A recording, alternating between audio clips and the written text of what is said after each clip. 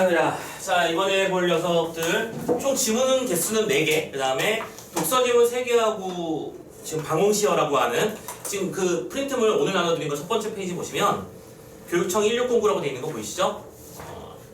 16학년도 9월 모평이었다는 얘기입니다. 그죠? 그래서 여기 있는 문제 지문 보는데 선생님이 역시 보조자료로 그것도 같이 실어드렸을 거야. 뭐냐면 2장 넘겨보면 방홍시어의 아예 해석지 같이 실어놨었죠. 자, 이거를 볼 텐데 딱 이것만 나오는 거 맞니? 그럼 딴수 넘어가지 말고 요거 기준으로 거기에 해당하는 수만 한번 살펴보는 걸로 합시다. 그래요. 자, 아무튼 가봅시다. 자, 이번에 볼 녀석은 방홍시어라고 하는 신음의 가르는 연시죠. 연시죠. 에이. 근데 그거 알아? 최근에 만나. 역대 수능 문제에 고전 시가 파트에 출제의 대상이 된 작품이 뭐게? 라고 하시면 딱 이 두 종류야. 가사랑 시조. 오케이. 시조랑 가사 두 편이라고 생각하면 돼. 워낙 해야 될 것도 방대하고 주제들도 되게 다양하게 다루고 있기 때문에, 그리고 게다가 시험 문제에 내기 딱 적절한 난이도와 길이를 가지고 있어서 많이 타겟팅이 되는 녀석이고, 방용시어도 당연히 거기에 어디 하나 꿀리지 않을 만한 내용을 가지고 있는 그런 작품이라고 생각하면 되는데, 일단은 이 작품은 연시조, 그리고 또 주제하면 자연친화, 그 다음에 풍류, 뭐 이런 식의 이야기를 담고 있는 전형적인 양반시조라고 생각하시면 될 겁니다. 됐죠? 근데 이 와중에 이 작품이 가지고 있는 독특한 특징이 하나 있어. 뭐냐면 자연 친화하면 우리가 뭐가 나올지 대충 뻔히 보이죠? 자연을 먼저 노래하고 그것이 너무 아름답다고 얘기하고 나는 그 속에서 술을 한잔 마시면서 즐겁게 사는 게 너무 행복하고, 그런데 마지막에 이 간신에 대한 비판의 이야기가 살짝 담겨있는 게 이 작품의 독특한 포인트야. 알겠지? 자, 그래서 그런 부분들을 좀 찾아볼 텐데 이따가 한번 가봅시다. 어디를 먼저 볼 거냐면요, 이 작품의 이해와 감상을 먼저 좀 읽을게요. 자, 뒤쪽에 핵심 정리해보시면 이해와 감상이 핵심 정리 세 번째 줄에 실려있을 겁니다. 요즘 먼저 갈게. 자, 보자. 작가가 광해군 때 일어난 개축 옥사로 인해 벼슬에서 물러난, 오케이, 포인트 뭐야? 지금 벼슬에서 물러난 양반이라는 얘기입니다. 은거하던 시기에 창작한 시조 작품들을 모아서 놓은 것인데, 진본 청구영원이라는 책에 가장 많은 30소 정도가 실려있다고 되어 있습니다. 참고로 이 작품의 제목의 의미도 잡아드리면, 이 방홍이라고 하는 건 신음의 그 호라고 하죠. 대신 불리는 이름이고, 시어는 시 모음집 뭐 이런 느낌인 거야. 그렇지? 뭐 선생님이 예를 들어 노래를 만들었으면 국형송 이렇게 하듯이 비슷한 개념으로 잡아주시면 돼. 아무튼 자연을 벗삼아 사는 은자로서의 삶에 대한 자족감 무슨 뜻이야? 만족감, 그렇지. 자족감과 자긍심, 또 임금에 대한 그리움과 연모의 정을 표현한 작품 등으로 이루어져 있고요. 누가 봐도 안 봐도 비디오 아니야. 양반이 자연 신났으면 꽃 끝에다가 연구는 얘기를 하지. 그런데 일반적인 연시조처럼 작품 전체가 매우 긴밀한 연결관계를 가진다고 볼 수는 없지만 연작 가능성에 대한 연구는 계속되고 있다. 이건 왜 그러냐면 방홍시어 전체가 실려있는 게 아니라 일부분만 실려있기 때문에 원래는 다 어떤 스토리가 있는 거 아닐까라고 예측해 본다는 얘기입니다. 되셨죠? 자, 그러면 이제 본격적으로 작품의 내용 우리 봐야 되는 수별로만 한번 살펴보도록 할게요. 자, 1수부터 한번 가볼까요? 1수 가봅시다. 자, 너무 유명한 작품이고 참고로 우리 고전시가 모음집에서도 공부했던 녀석이잖아. 이거 처음 듣는 거 아닐걸? 봐봐. 산촌에 눈이 오니 돌길이 묻혀시라 하면서 시작하고 있죠. 자, 산촌에 산마을에 눈이 와서 돌길이 묻혀있답니다. 오해만 안 하면 돼. 알겠지? 일단 산촌은 어디를 말하는 거야? 지금 화자가 머물고 있는 자연을 말하는 거지. 그런데 얘들아, 보통 우리가 눈이라고 하는 시어가 나오면 뭘 떠올리기 쉬워? 시련과 고난을 떠올리기 쉽지. 근데 얘는 그게 아니라는 게 주의점이야. 이 눈은 어떤 기능을 하냐면 돌로 된 길을 묻어버렸어. 오케이? 자, 돌길은 그러면 참고로 뭐랑 연결되어 있는 거냐? 이거를 상황을 좀 그림으로 그려보자면 여기 산이 있고요. 여기에 이제 우리 화자가 사는 집이 있고요. 여기에는 마을이 있는 거야. 그런데 이 화자가 사는 자연 속 공간과 마을에 있는 이 속세의 공간을 뭐가 단절시켜주는 기능을 했던 거야? 눈이라고 하는 녀석이 단절시켜주는 기능을 했지. 오케이? 그래서 이거는 어디? 자연과 이 속세 간에 단절의 기능을 해준다. 붙였다를 통해서 잡아주시면 좋은 거야.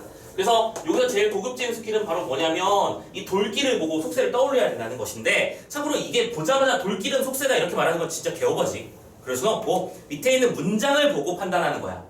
두 번째 중상을 보면 이렇게 돼 있거든. 시비를 여지 마라. 날 찾으리 뉘 있으리라고 돼 있잖아. 자, 그러니까 시비를 열지 말라고요. 시비가 무슨 뜻이야? 살인문. 그렇지. 살인문을 열지 말라고. 그러면 지금 돌길이 묻혀있는 상황과 시비를 닫는 상황은 전부 다 바깥과의 소통 관계를 차단해버리는 효과가 있는 거 아닌가? 되셨죠? 그래서 또 해석 잘해야 되는 거, 찾으리라고 하는 거 해석 잘해야지. 오케이. 이 녀석은 이어잡기가 된 거기 때문에 찾을 이라고 하는 걸로 해석해 주셔야 된다. 알겠지? 날 찾을 사람 딱히 없다. 나는 이 상태로 좋아. 단절된 상태라 행복해. 라고 말하고 있는 중이야. 그래서 마지막에 이런 말을 하거든. 밤중만 일편 명월이 그이 버신가노라. 나는 일편 한 조각의 명 밝은 월 달의만이 나의 친구야. 그러면 여기서 일편 명월이 동그라미가 되는 거고 자연은 대표하는 소재가 되는 거겠죠. 그래서 일수의 내용을 종합적으로 정리해보자면 결국엔 뭘 얘기하고 싶었던 거야? 속세와의 거리감에 대해서 말하고 있는 거고, 나는 이거를 만족스럽게 생각하고 있어 라고 말하는 것이겠죠. 됐습니까? 일수의 내용 이거였습니다. 자, 그 다음 구절 또 가봅시다. 갑자기 8수로 겁나 뛰어버렸죠, 그죠? 8수로 갑니다. 고싱. 석가래 기나 자르나. 자, 석가래라고 하는 게 뭔지 혹시 알고 있나요? 한옥을 지을 때, 과거 건축물을 지을 때 석가래, 뭐 대들보 이런 것들이 중심축이 되어서 그 지문을 만드는, 집을 만드는 거야. 아무튼 석가래가 있는데 이게 기나 자르나, 그러면 길거나 짧거나 둘 중에 하나라는 얘기지. 또 기동은 기둥이겠지. 기둥이 굵으나 기우나 트나, 기울어져 있던 간에 틀어져 있건 간에, 나무로 만들었으니까 비글글하고 틀어질 수도 있겠지. 오케이? 그런데 이것들이 아무튼 길고 짧고 기울고 트고 이런 것들은 상관없어. 수간목을 작은 줄 웃지 마라. 그런데 수간목이라는 단어 나와서 우리가 이런 단어 한두 번 보는 거 아니잖아. 수간목 무슨 뜻이요? 몇 칸 안 되는 초가집이란 뜻이지. 초가집이니까 보통 이런 단어는 어느 상황에서 많이 쓰는 단어야? 양반인데? 어떤 느낌이냐면, 야, 나 요즘 냉장고 박스에 살아? 이렇게 말하는 거랑 비슷한 거잖아. 그럴 리가 없는 사람이 거기 살고 있는 거랑 비슷한 거니까, 그렇지? 이거는 안빈나또 안분지죠. 그런 단어를 말하고 싶을 때 자주 사용이 되죠. 아무튼 수간의 목을 뭐라고? 작은 줄 웃지 마라. 비웃지 마라. 아, 그렇다면 석가래가 길고 짧고 기둥이 기울고 트고 이런 것들은 지금 현재 화자가 거주하고 있는 집의 어떤 단점들을 말하는 것이었겠지. 하지만 그런 것을 가지고 있는 수간목이라고 할지라도 비웃을 필요 없대요. 오케이? 자, 그러면 이거는 현재 자신이 살고 있는 것에 뭐하고 있는 거야? 만족하고 있다, 그 말이죠. 그래서 여기서 안빈나또라는 말이 다시 한번 강조되는 것이겠고요. 그러면서 마지막에 어즈버, 이건 아 정도로 감탄스러워 번역하는 거 알지? 어즈버, 만산 나월이 다 내 것인가노라. 그래, 만산, 온 산에 가득한 나월, 달림, 저것이 전부 다 내 것. 오케이? 수간목, 내가 머물고 있는 장소는 조그만 다 허물어져가는 초가집이지만 난 대신 뭘 가졌어? 자연을 가졌어. 자연이죠? 난 자연을 가지고 있으니 만족해. 건들지 마. 냅둬. 오케이? 됐습니까? 이 정도로 내용 잡아주시면 될 거네요. 됐지요? 자, 그 다음에 다음 몇 수야? 또 이거 17수로 또 뛰어넘어갔네요. 17수 가봅시다. 여러분들 뭐 보조자료는 17수 같이 봐주셔도 되고요. 그냥 특이하셔도 돼요. 한식 비온 밤에 봄빛이 다 퍼졌다 라고 되어 있습니다. 자, 한식은 절기를 말하는 것이죠. 한식날에 비가 왔는데 그 뒤에 봄빛이 다 퍼졌대요. 자, 봐봐. 비도 오고. 그럼 참고로 요때 비는 장마의 느낌은 절대 아니야, 그지? 뭔가 포근하게 내리는 봄비의 느낌인 거죠. 그래서 뭐라고 했어? 봄빛이라는 단어를 썼죠. 자, 그러면 이거는 뭐에 따라서 계절감을 드러내고 있는 단어 확인하실 수 있고요.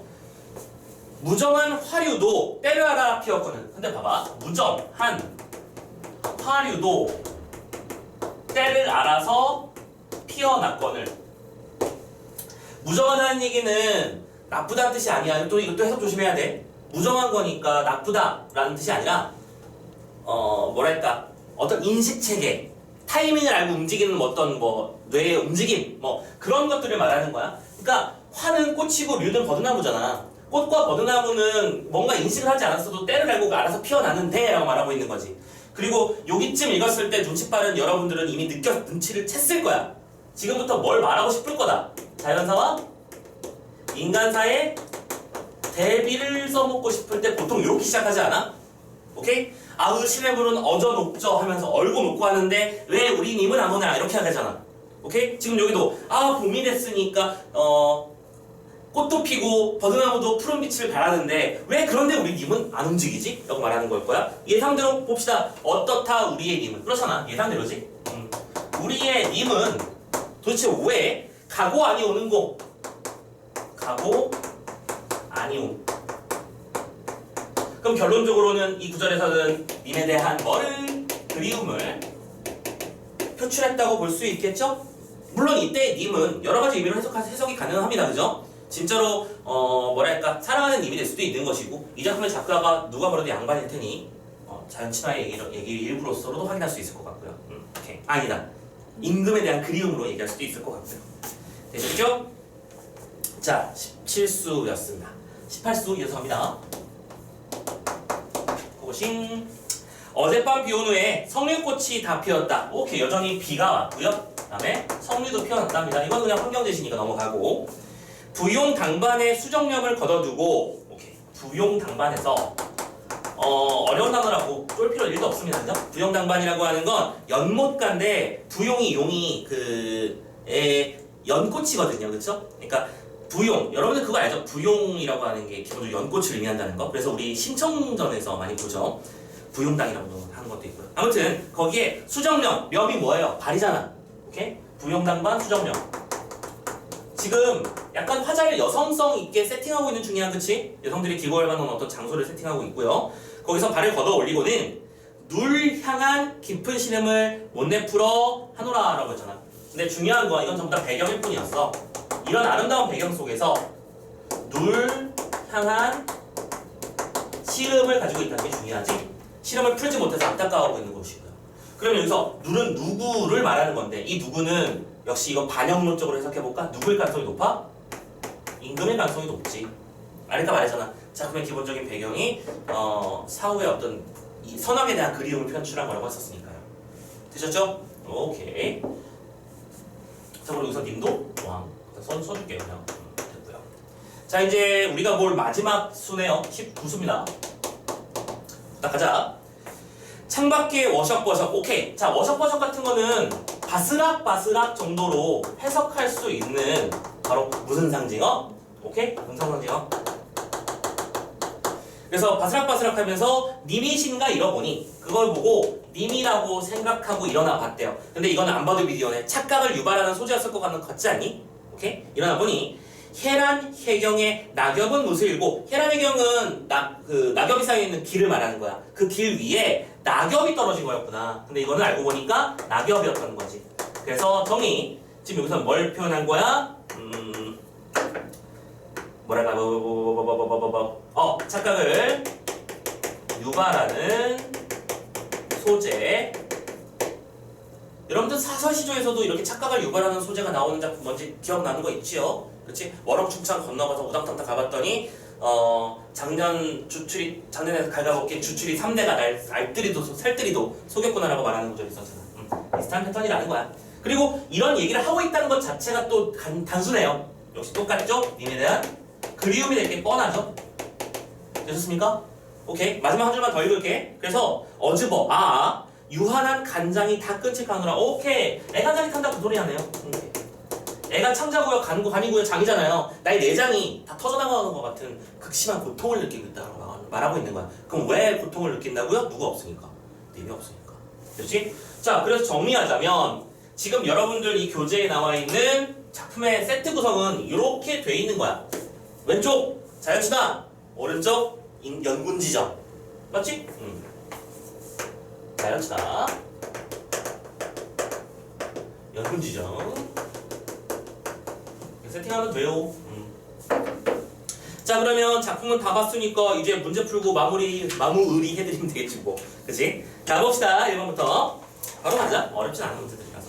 너희들 교재, 잠깐만. 프린트물에는 문제가 다 실려는 있니, 근데? 1, 2, 3번이 다 실려있어? 오케이. 가자. 적절한 거 쳐드려요. 가의 대상과의 문답? 얘들아. 그리고 항상 이거 누차 말하는 건데, 고정문답 풀 때 대상이라는 단어가 나오면 꼭 대상, 화자, 청자, 객체 이런 식의 단어가 나오면 꼭 찝고 시작해. 보통 이거를 안 찝어서 낚이는 경우가 정말 많거든. 가작품의 대상이 뭐야?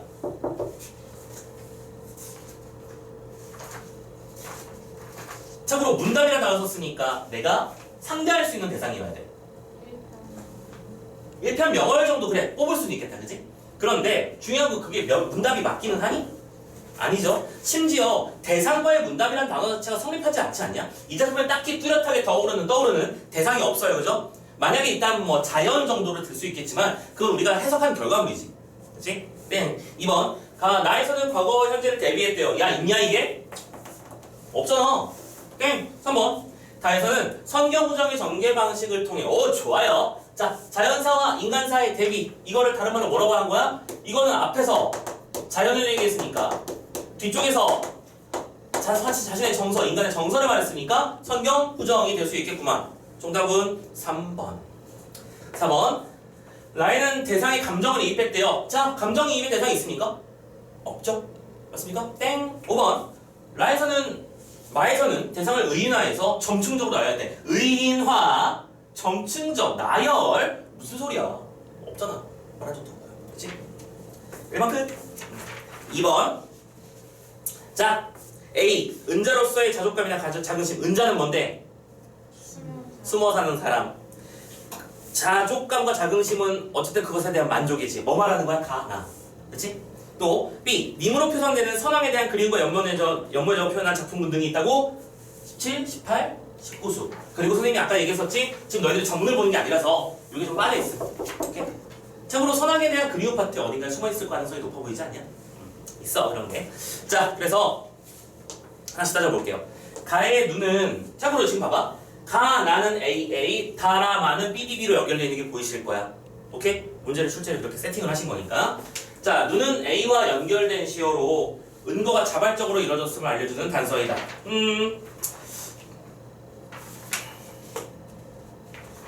눈이 자긍심이야? 너무 말도 안 되지, 그치? 땡. 2번째. 나의 수간모옥은 A와 연관된 시어로. 오케이. 좋아요. 수간모옥이라고 하는 건 남들은 비웃지만 나는 충분히 그 안에서 만족하고 살고 있는 공간이었던 거거든. 그런데 여기에서 화자의 답답한 심정이라는 말을 쓰면 된다, 안 된다? 안 되지. 지금 여기서 만족을 하고 자족감이랬는데 왜 여기서 갑자기 답답함이라는 단어가 나와? 아니죠? 3번. 나의 만산나월은 야, 이거는 일단 연결이 잘못됐다, 그죠? 나의 만산나월인데 이게 B랑 연결되면 안 되겠지? 땡. 공부할 필요도 없을 것 같으니까 넘어갈게. 4번. 다의 봄빛은 B와 연관된 시어로. 자, 다의는 봄빛. 오케이. 계절감을 나타내는 시어고. 근데 이거는 님에 대한 화자의 그리움을 촉발하는 계기다.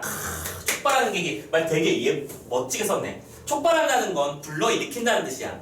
화자는 왜 자연사와 인간사의 대비 선경후정을 통해서 님에 대한 그림을 표출했냐면 한식을 맞아. 자연은 이렇게 딱 때에 맞춰서 움직여주고 있는데 내 마음은 이렇게 하고 싶은데 거기에 딱 맞춰서 사람의 일을 그렇게 되지 않거든.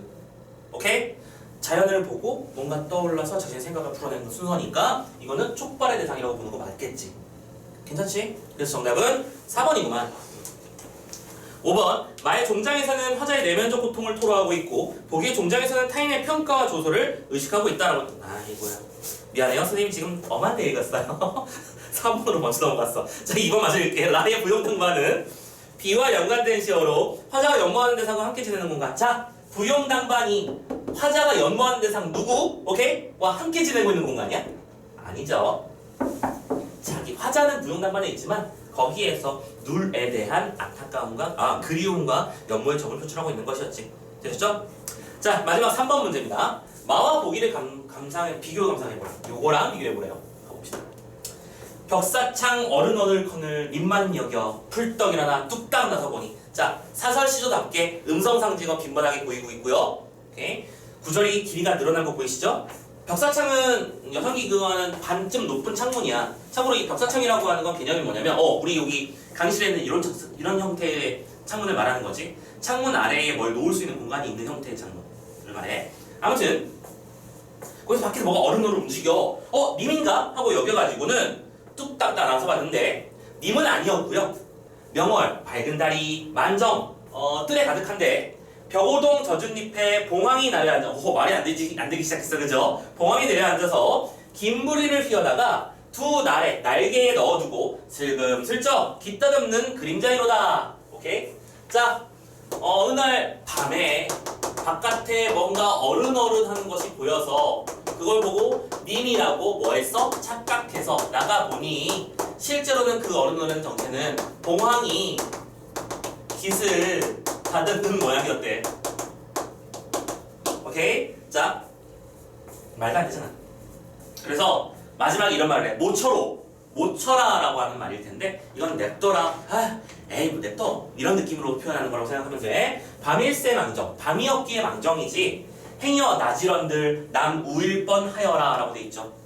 낮이었다면 남들이 비웃었을 텐데. 봐봐. 되게 슬픈 상황이야. 한밤중에 아니 지금 이거를 되게 아무렇지도 않게 표현하고 있는데 이런 느낌인 거지. 내가 수빈이가 보고 싶어서 밤에 하고 있는데 밖에 무슨 소리가 들려서 밖에 나가봤더니 설현이 오빠 나왔어 하고 인사를 하고 있는 거야. 근데 수빈이가 아니나 보다 들어온 거야 지금. 이런 식으로 표현하고 있는 거. 봉황이 깃을 담고 있으면 놀라워하고 깜짝 놀라야 되잖아. 근데 그러질 않고 있지. 그리고 이런 되게 슬픈 정서를 이런 말도 안 되는 이야기로 풀어냈다는 게 바로 무슨 성을 불러일으키는 거거든? 해학성. 오케이? 그 해학성은 자연스럽게 무슨 코드랑 연결되는 거고요? 연민의 코드랑 연결되는 거고요. 자, 그런 코드임을 알아두자. 아무튼 간에 그러면서 남들이 비웃을 뻔했잖아. 한밤중에 나가서 미친년처럼 돌아다닌다고 막 이런 식으로 할 수 있었다는 얘기일 거야. 자, 그러면 답을 찾아볼까요? 하나씩 봅시다. 두 녀석의 초장에는 모두 감각적 자극이 착각을 불러일으키는 원인이 되고 있어. 맞죠? 뭔가 어른어른거렸었고 지문에서는 워석버석. 자, 비교도 할 수 있다 얘들아. 어른어른거리는 건 무슨적 자극이야? 시각적. 워석버석거린 거는 청각적 자극이 되겠지? 좋아요. 두 번째. 두 녀석의 초장에는 모두 창밖의 변화에 즉각적으로 반응하는 화자의 모습이 그려져 있다. 맞죠? 바로 뛰쳐나갑니다. 그죠? 뚝딱 뛰어나갔었고 일어나 보였죠. 3번. 마의 중장과 보기의 중장 모두 화자의 착각을 불러일으킨 대상이 확인됐어요. 중장에서 확인된지 확인해야 돼요. 맞죠? 참고로 이런 문제 보면 지금 선택지에 마의 초장, 마의 중장 뭐 이런 식의 얘기가 나오고 있는 거 보이실 거야. 이것도 분명히 변별 요소니까 조심해서 봐야 돼. 꼭 체크해 주시고요. 꼼꼼하게 풀어라. 아무튼 마의 중장에서는 낙엽이었고요. 보기의 중장에서는 봉황이었죠. 4번. 마의 중장에서는 착각을 이야기한 대상에 대한 묘사가 있었고 보기의 중장에서는 착각을 이야기한 대상에 대한 비판. 지금 여기서 봉황을 비판했냐? 아니죠? 오케이. 땡. 정답은 4번이네. 5번. 마의 중장에서는 화자의 내면적 고통을 토로했습니다. 오케이? 간장이 끊어진다는 표현을 썼죠. 그리고 보기의 중장에서는 타인의 평가와 조소를 의식하고 있다. 낮이었다면 남을 웃길 뻔했다라고 표현했잖아. 제대로 된 설명 같지? 그래서 정답은 4번 잘 보시면 되겠습니다. 오케이? 챕터 1 끝. 빠이빠이. 네. 여기가 이렇게 된 거군요. 자, 뒤쪽에 있는 해석지 잘 확인해 주시면 되겠고요. 자, 아주 간단한 지문이었으니까 그냥 바로 이어서 다음 지문도 가버릴까? 그래도 되는 거 맞지? 슬슬 눈이 풀리고 계셔.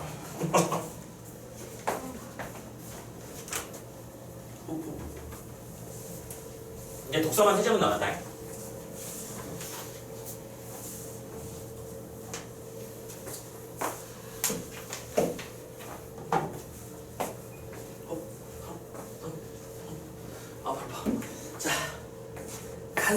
가자. 자, 지금 남은 지문들이 공교롭게도 다 학평 지문들이야, 그죠? 지금 너희 교재에는 근데 참고로 힘드니? 힘들면 말해. 씌워드릴게. 괜찮아? 응. 자, 공교롭게도 뒤쪽에 있는 문제들이 다 실려있진 않은 것 같아 라는 게 특징인데 어쨌든 잠깐만. 야, 내가 고고학 2장씩 줬니 지금? 고고학이요? 지금 2장 넘기면 고고학 나오는 거 맞니?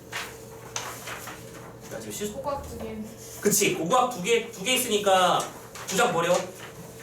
요거 인문 공호라고 돼 있는 64, 65, 66, 67페이지 버리세요.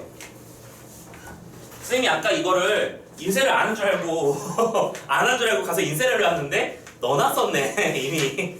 아 젠장.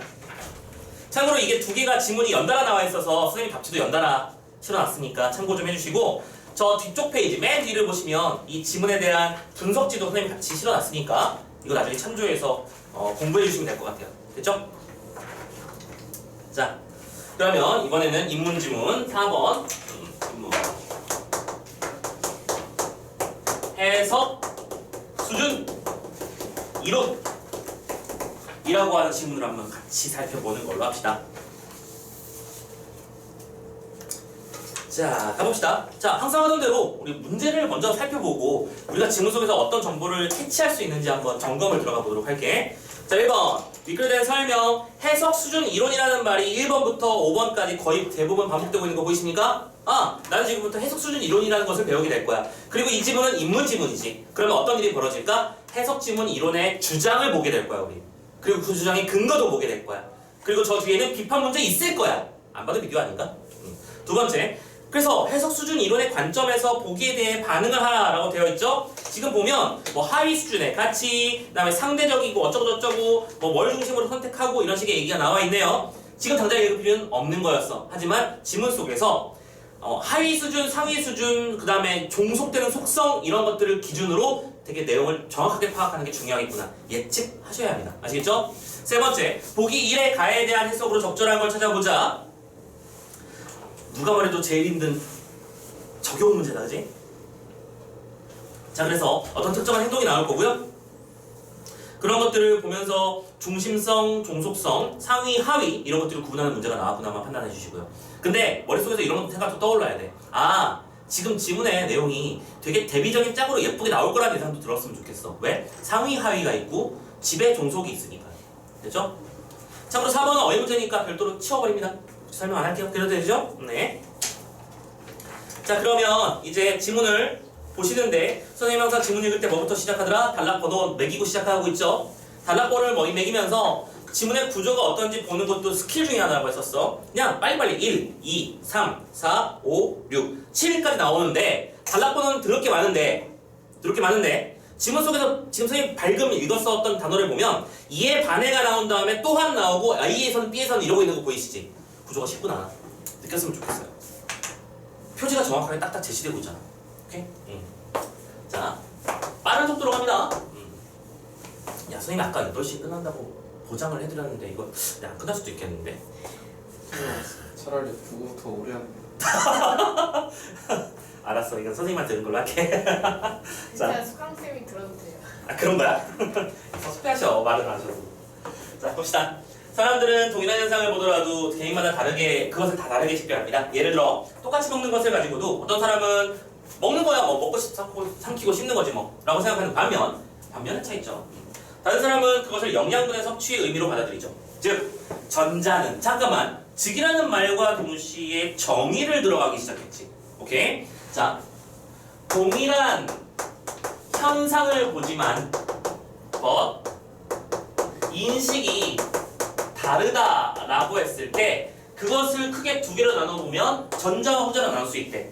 그러면서 전자라고 하는 건 뭐라고요? 구체적인 행위나 표면적인 현상으로 해석하는 것이고요. 그렇지? 구체적이고 표면적인 해석에 해당하는 부분이 있을 수 있고요. 두 번째, 후자의 경우에는 추상적인 의미나 핵심적인 목표로 그 현상을 식별하는 거야. 추상, 핵심적. 오케이? 그러니까 봐봐. 지금 선생님이 노란 펜으로 필기를 냈잖아.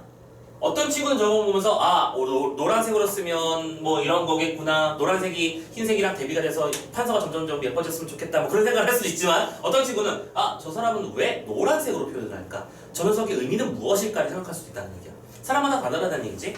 참고로 모든 일을 다 이렇게 추상적이고 핵심적으로 하면 대화할 수 없습니다. 그죠? 네. 그래서 사람마다 다르게 나타나는 이러한 다른 식별 수준을 뭐라고 부르는 거야? 해석 수준이라고 부르는 거야. 이게 해석 수준이구나. 그런 거군. 하면서 각자가 현상이나 대상에 대한 거리감에 따라 이러한 해석 수준이 달라지고 그에 따라 행동 반응과 선택이 달라진다는 것을 규명하는 이론을 해석 수준 이론이라고 부른다는 거예요. 오케이? 오, 그렇구만. 대상에 대한 참고로 거리감이 우선 중요한 역할을 했다는 것도 봤으면 좋겠습니다. 그 대상에 대해서 얼마나 밀접성이 있는 관련성 있는 내용들을 알고 있는가 또 염두에 두는가 이런 것들이 중요한 요소가 되겠지. 자, 2번 단락입니다. 앞의 예에서 추상적인 의미 내지 속성을 중심으로 해석하는 것은 상대적으로 상위 수준의 해석에 해당하고 구체적인 행위 내지 속성을 중심으로 하는 것은 상대적으로 하위 수준의 해석에 속한대요. 이거 그냥 바로 여기다 연결해도 될까? 이게 하위 수준이라는 얘기였고 이게 뭐였어? 상위 수준이로구만. Got it? 상위 수준의 해석은 본질적이고 핵심적인 뿐만 아니라 일반적인 방면. 계속 여기 연결된 단어가 나왔죠? 오케이? 본질적이고 다 쓰지 않냐? 핵심 일반적이야. 인 반면 세모 여러분들 세모 맞춰주셔도 되죠, 그죠? 하위 수준의 해석은 부차적이고 표면적이고 일반적이잖아. 부차적이고 표면적이고 일반적이잖아. 자, 지금 어마무시하게 대립되는 짝이 마구 나오고 있지. 엄청나게 나오고 있죠? 그러면 이렇게 나온다는 얘기는 뭐 하겠다는 소리랑 똑같아? 문제 낼 거예요. 이거 선택지가 됩니다. 라는 소리랑 똑같은 거잖아. 그래서 이 단락은 그냥 넘어가 버렸네, 그치? 그냥 1, 2로 묶어서 그냥 설명할게요. 딱 치고 3 가자. 자, 상위 수준의 해석과 하위 수준의 해석의 특성을 구별하는 판단 기준은 중심성과 종속성이다. 오케이, 좋아요. 자, 중심성이라는 단어와 종속성이라는 단어 정확하게 이해해야 돼. 왜냐면 이거 두 개 뒤에 문제 나와 있는 거 알고 있으니까. 맞지? 자, 갑니다. 중심성은 어떠한 사건이나 대상에 대해 가장 핵심적인 역할을 하는 속성이 어떤 것인가를 주된 기준으로 왜 이래 말고요. 속성이 어떤 것인가가 주된 기준으로 이는 상대적으로 상위 수준의 특성이 됩니다. 오케이, 이거는 상위 수준이야. 지금 봐봐, 결론적으로 또 연결되는 거 보이지? 또 연결이지? 중심성은 그냥 여기 들어가면 되는 거겠지? 오케이? 그러면 종속성은 여기 들어가면 되는 거겠지. 안 봐도 비교네요. 자, 그래서 예컨대, 얘도 드러났네요. 얘를 왜 들어주는 걸까? 이해했냐고 물어보고 싶은 거야, 그치? 핵융합에 대해서 알고 싶어서 강의를 듣고자 할 때 언제 어디서 그 강의를 듣느냐 하는 것이 그렇게 중요하지 않은 경우 가장 중요한 것은 그 강의가 다룬 주제, 핵융합. 오케이? 그리고 강의 장소나 그 시간은 부수적인 특성이 되는 것이니까 이때의 강의 주제는 상대적으로 상위 수준의 속성에 해당한다고요. 오케이? 예를 들어 강의 주제. 자, 4까지 묶여있으니까 같이 연결해서 그냥 보자. 또 이에 반해 차이점 나 시험 낼 거예요. 선언. 종속성은 하위 수준의 특성에 해당합니다. 하위 수준이에요. 지문 쉽다. 그치? 참고로 선생님이 그래서 우리 고3들은 수능 특강 지문을 따로 수업하지 않습니다. 대신에 우리는 그 시간에 딴 걸 합니다. 봐서 알잖아. 니들 혹시 이번에 수능 문제 풀어봤니? 나중에 시간 내서 한 70분, 75분 재서 한번 풀어봐. 아주 흥미진진해질 것이야. 수능 지문에 나오는 독서 지문하고 지금 우리가 보고 있는 이런 지문 나오는 수준이 달라. 알겠지?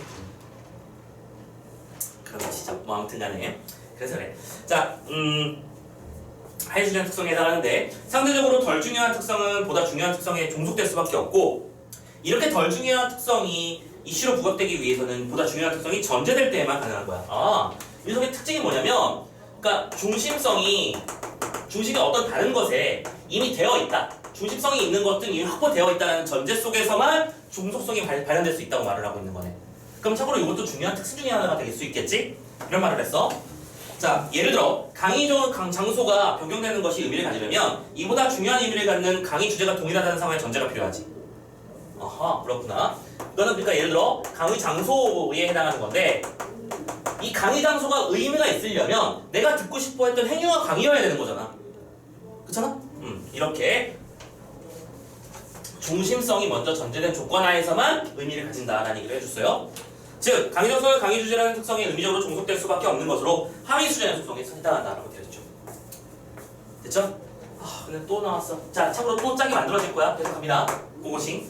또한 상위 수준의 해석은 행위의 근원적 목적, 즉 왜와 관련된 표상을 중시하는 겁니다. 자, 이걸 또 노란색으로 맞춰줄게. 상위 수준에 해당하는 이 녀석은 왜 이렇게 부러지냐 얘는. 상위 수준에 해당하는 녀석은 뭐에 집중한다고요? 근원적 목적. 그래서 한 글자로 줄여놓으셨네요. 왜에 집중합니다. 그럼 반면 하위 수준의 해석은 구체적인 방법, 즉 어떻게 관련된 표상에 집중을 준다. 하위 수준.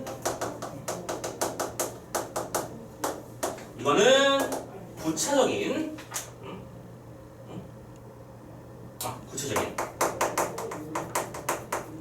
구체적 방법, 즉 어떻게 에 해당한다고 말을 하고 있네. 예를 들어 손을 흔든다는 행동인 경우 상위 수준의 해석은 친절한 행동과 같이 의미와 목적으로 해석이 되는 반면 하위 수준의 해석은 손을 좌우로 움직이고 있다와 같이 그 방법에 대해서 판단하고 있는 거죠. 이렇게 상위 수준의 해석과 하위 수준의 해석은 서로 다른 표상과 속성을 강조하기 때문에 같은 자극과 현상에 대해서도 대립되는 평가를 할 수 있고 상이한 판단과 의사결정을 이끌 수 있는 거지. 예를 들어 이런 걸 거야. 자, 김연아 선수 좀만 더 뛰어주시지. 아무튼 너무 좋아하는 빨리 연예인도 됐으면 좋겠는데 아무튼 자 피겨를 뛰었잖아. 공중에서 3바퀴 반을 회전했네요 하고 읽었어요. 지금 선생님 무슨 수준으로 읽은 거야? 하위 수준인 거야. 오케이? 어떻게 뛰었냐고요? 3바퀴 반을 뛰었어요. 근데 상위 수준에 해석했다면 김연아의 3바퀴 반 점프를 보고 세계 수준의 점프다. 저 뛰어내리는 착지각과 저 유리한 몸 동작을 보면 얼마나 높이 뛰고 얼마나 많이 뛰고 얼마나 많이 돌았고가 중요한 것이 아니라 저 선이 너무 아름답다 라고 생각하는 거. 그런 것들이 뭐가 된다고요? 상위 수준이 된다는 얘기지. 그래서 누군가는 그걸 보고 4바퀴도 다 못 채웠네? 에이 이렇게 할 수도 있는 거고 3바퀴 반이나 뛰어내 할 수도 있는 거고 그럴 수 있다는 얘기일 겁니다. 뭐 극단적인 예를 들자면 그래요. 자 아무튼 서로 같은 그래서 다시 앞에 썼던 얘기가 나왔었죠. 동일한 현상을 보고서도 인식이 다르게 나오는 이유는 바로 사람들이 해석 수준이 다르기 때문이라는 걸 말하고 있는 걸 거예요. 자, 해석 수준의 이론에서는 자 이제 6번째 단락이 나왔는데 이건 옆에다 따로 쓸게요. 자, 여기 이론에서는 현상이나 대상에 대한 시간적 거리도 중요하게 고려될 수 있습니다. 자, 이때 우리가 또 추가로 알아둬야 될 건 시간적 거리라는 개념도 추가로 알아둬야 됩니다. 이건 뭔 소리인지 보자. 동일한 대상임에도 불구하고 시간적 거리가 멀어질수록 수록 나왔죠? 얘들아 우리 한두 번 하는 거 아니잖아? 수록이 나오면 무슨 일을 벌여야 돼? 이퀄을 만들어야 돼. 그치? 뭐뭐 할수록 뭐뭐 하는 경우 뭐뭐 하는 때 뭐뭐 하니까 뭐 이런 식이 많이 나오면 그냥 이퀄을 쳐버리세요. 자, 시간적 거리가 멀어진다는 그냥 이렇게 쓸게요. 이렇게 되면 어떤 일이 벌어진다? 사람들은 바람직함과 중심적, 핵심적 속성에 초점을 맞춰서 선택하고 뭐랄까 바람직한 것 그 다음에 중심성. 그럼 참고로 중심성에 대한 얘기가 나왔으므로 이거는 무슨 수준? 상위 수준에 따른 해석이 좀 더 중요시해진다는 얘기지. 됐죠? 그리고 시간적 거리가 가까워질수록 이때는 실행 가능성과 주변적 비본질적 속성에 더욱 가중치를 두고 선택합니다. 오케이? 이때는 실행 가능성 그리고 비본질적. 참고로 비본질적이라는 말은 중심의 반대말인 것도 캐치가 되고 계시죠? 오케이? 됐습니까? 이런 거야. 자, 봐봐. 내가 지하철을 타고 가고 있는데 어떤 아이가 넘어졌어요. 근데 나도 집에 손이 막 이것저것 많이 들고 있어. 자, 이런 상황에서 아이가 넘어졌다. 그러면 왜 넘어졌을까? 아이를 구하기 위해서 나는 무슨 행동을 해야 되는가? 그런 거 신경 쓰고 싶지 않아. 난 내가 무거우니까. 그냥 가. 오케이? 근데 당장 그럴 땐 그런데 나중에 내가 돌아보는 거야. 나의 반성, 일기 쓰는 거야. 일기. 나는 진짜 이기적 인간이었어. 오케이? 그럴 때는 갑자기는 아니지만 좀 더 바람직한 행동을 했었어야 했는데 우리는 반성하잖아. 지금 여기도 그런 개념 얘기하는 것인지 느낌이 오시죠? 오케이? 일반적으로 그렇게 된다는 얘기야. 그래서 이러한 결과는 시간적 거리가 멀수록 상위 수준 해석이 되는 것이고 시간적 거리가 가까울수록 하위 수준의 해석에 근접하게 된다는 것을 보여준다는 것이지. 지문이 너무 쉽다 그죠? 왜 이렇게 쉬워? 되게 대비된 짝 2개만 있는 거잖아. 근데 미리 알려드릴게. 여러분들이 풀게 될 나중에 고3 문제들은 이제 대립되는 짝이 3개 이상 나올 거야. 그럼 진짜 헷갈릴 거야. 짝이 하나만 더 생기는 순간 머리는 엄청나게 복잡해져. A를 통해 B 하는 것으로 보아 C를 알 수 있다. 이렇게 가버리거든. 그럼 별별점이 많아지면 헷갈리는 거야. 참고로 요즘 문제 트렌드가 그래. 자, 그래서 7번 단락은 그냥 뭐 의 쓴 거니까 마무리 쓴 거니까 그냥 대충 이렇게 쓰고 넘어갈래요. 자, 읽어나 볼까? 최근에 해석 수준 이론에서는 시간이라는 요소만이 아닌 뭐 공간, 사회, 그리고 발생 확률적 거리 등과 같은 다양한 영역의 심리적 거리에 의해서 해석 수준과 그에 따른 행위와 선택이 달라지고 있음에 초점을 맞추고 있는데요. 어쨌든 영향이 뭐가 됐다고요? 뭐가 되어가고 있다고? 확장되어 가고 있다. 좀 더 많은 데를 살펴보아야 된다라고 말하는 것입니다. 되셨죠? 오케이. 자, 그러면 지금 되게 쉽고 간단하게 풀어봤죠? 빨리 정리를 한번 해볼게. 자, 1번부터 빡빡빡빡 가자. 쉬워. 1번, 위클에 대한 설명으로 적절하지 않은 거 찾아봅시다. 자, 최근 동향 마지막 단락에서 했죠? 무엇인지 소개하는 게 여태까지 하는 게 소개였는데 3번, 해석 수준 이론에 대한 반론의 발전 과정? 반론이 뭐야? 해석 수준은 이렇게 해석하는 걸 주장이잖아. 근데 반론 나왔어 안 나왔어? 없지. 이거는 처음부터 끝까지 일관되게 해석 수준 이론만 설명하고 있었잖아. 정답 3번. 4번, 상위와 하위의 해석 차이를 밝히고 있었지, 맞죠? 그리고 중심과 종속의 개념을 따로따로 설명한 다음에 심지어 얘까지 들어줬지? 너무 쉽잖아. 자, 2번. 그래서 해석 수준 이론의 관점에서 보기에 대해서 반응해봅시다. 가자. 자, 이건 무슨 상황이냐 한번 보자고. 한 연구 결과 사람들은 동일한 제품을 구매하는 경우에 가까운 미래, 예컨대 내일 구매하는 경우에는 제품의 본질적인 기능보다는 당장 쓸 수 있는 할인권이 함께 제공되는 제품을 선호합니다. 오케이? 얘들아 이거라는 거야, 그치? 똑같이 내가 무선 이어폰을 사는데 당장 이거 음질이 더 어떻고 막 그런 걸 따지는 것보다는 이거 할인 쿠폰 나왔어. 사고 싶어짐. 선생님 와이프가 되게 잘해요. 아무튼 간에 사고 싶어진다. 어디선가 쿠폰을 써주면 내가 그래서 그냥 옆에서 한마디 하거든. 아니 쿠폰을 구한 건 좋은데 그 쿠폰을 쓰려면 돈을 써야 되는 게 아니냐. 결국에는 구매 의도 아니냐. 그랬더니 맞다. 한데 싸서 산다. 언제나 쓸 거니까. 그거 가지고 쓸 거면 나는 오케이. 나는 오케이. 이렇게 현명한 거래하시고. 자, 두 번째. 그리고 하지만 먼 미래 예컨대 6개월 지나서 구매할 것을 지금 살펴보자고 할 때는 본질적인 기능이 강화된 제품을 선택하는 그 경우를 보였어요. 약간 그렇지 않니? 봐봐. 지금 당장 이어폰이 찢어졌어. 이어폰은 뭘 살까 고민할 때는 조금이라도 더 싼 걸 사기 위해 고민할 거야. 그런데 내가 다음 달에 이어폰 선물을 받게 되었어. 골라보래. 그때는 가격 따위는 고려되지 않아. 맞지? 오케이? 물론 네 돈이냐 내 돈이냐의 차이는 있는 것이겠지만 일반적인 식으로 그렇다는 거죠. 자, 그러면 따져볼게요. 1번부터 가자. 할인권은 하위 수준이다. 맞니? 지금 참고로 이 지문 전체에다가 동그라미 세모로 대비짝을 만들어 보면 상위만 동그라미 좀 붙여볼까? 추상적이고 핵심적이고 본질적이고 핵심적이고 일관적이고 그다음에 중심성이 있고 또 근원적이고 또 시간적 거리가 멀고 바람직하고 뭐 아무튼 간에 이런 식의 얘기. 선생님 동그라미 친 건 싹 다 상위 수준 얘기야. 참고로 하는 김에 세모도 칠 거고요. 세모도 칠까? 하위적인 거는 구체적이고 표면적이며 구체적이고 표면적이며 일관적이며 또 동속적이고 물론 요걸 중요했어. 그렇지? 보통 이런 문제 가지고 킬러 문제를 만드는 거야. 그리고 또 구체적인 방법이 나오고 어떻게가 나오고 오케이. 자, 이렇게 다 연결되는 거구나. 됐죠? 짝 가지고 보시면 되는 거잖아. 그러면 할인권은 당장 내 눈앞에 보이는 것이니까 하위 수준 맞지? 두 번째, 시간적 거리가 결론적으로 의사결정에 영향을 미쳤나요? 아까 말했잖아. 맨 처음에 그 거리라고 하는 건 정확하게는 시간적 거리를 말하는 거였지? 됐어요? 세 번째, 제품의 본질적 기능은 상대적으로 할인권에 종속되는 속성을 지닌대요. 맞습니까? 순서가 잘못됐잖아. 본질적 기능은 상위고 그 다음에 할인권은 하위야. 그러면 지금 뭐라고 했어? 상위가 하위에 종속된다고 설명한 거랑 똑같은 거잖아. 정답은 3번이구만. 됐지? 이 말이 맞으려면 할인권은 제품의 본질적 기능에 종속되는 속성을 지닌다. 오케이? 4번 본질적 기능을 중심으로 선택하는 경우에는 상위 수준 해석의 판단을 따르겠구나. 됐지? 당연한 소리고요. 마지막 본질적 기능을 중심으로 선택하는 건 상위 결정이죠. 상위 수준이면 당연히 근원적 목적을 중심으로. 어디 갔어? 근원적 목적. 여기인데 상위 수준이면 근원적 목적이잖아. 당연한 소리죠. 그죠? 3번 가봅시다. 자, 현대무용을 보러 갔어요. 무희, 춤추는 자가 바닥에 앉아서 하늘을 향해 팔을 뻗는 동작을 계속하면서 공연을 하고 있는 중입니다. 그죠? 자, 이거를 지금 문제 조건도 보자. 보기 1의 가에 대한 해석으로 적절한 것만 보기 2에서 보자. 오케이? 그럼 적절한 거 찾기 문제네. 한번 따져봅시다. 하위 해석 수준에서는 왜를 이미 아니야. 왜는 하위가 아니라 상위거든. 땡. 2번 하위 수준에서는 가와 같은 오케이 좋아. 가와 같은 행동에 담긴 상시적 의미보다는 가가 팔을 위로 하는 동작이라는 점 자체에 주목할 거야. 맞네?